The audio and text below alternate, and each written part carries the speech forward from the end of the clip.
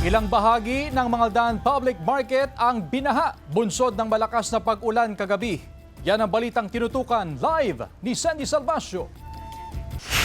Sandy? Chris, hiling ngayon ng mga nagtitinda at ng mga mamimili ang agarang pagsasaayos ng drainage at ng mga butas-butas na mga bubong dito, lalo na't papalapit na naman ang panahon ng tag-ulan. Hindi na maibaba ng mga nagtitindang ito ang kanilang mga paa sa sahig dahil sa baha na pumasok sa kanilang pwesto sa Mangaldan Public Market kagabi.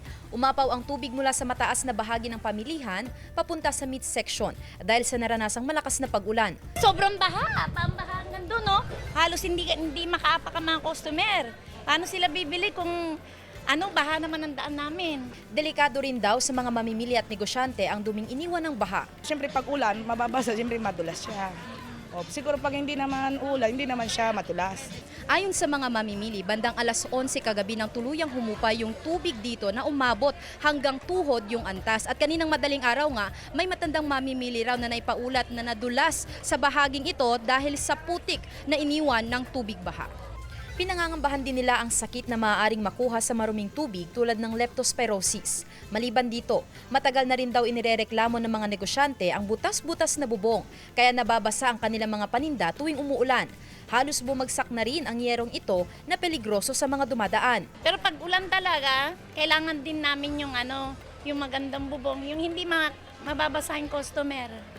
Tsaka nababasa kami. Samantala, ayon naman sa market supervisor na nakausap ng GMA Regional TV 1 North, Central Luzon, sa pamamagitan ng telepono, nakipag-ugnayan na raw sila sa Municipal Engineering Office para sa agarang pagpapaayos ng bubong sa pamilihan. Chris, sa pagkikipanayam natin kanina sa market supervisor ay nabanggit na ikinakasana ng lokal na pamahalaan itong pagsasagawa ng drainage declogging para masigurado itong maayos na daloy ng kanal. Maliban dyan, nabanggit naman Chris ng Pag-asa na posible na rin na tuloy-tuloy na maranasan itong localized thunderstorm hanggang sa mga susunod na buwan. Chris? Maraming salamat, Sandy Salvacio.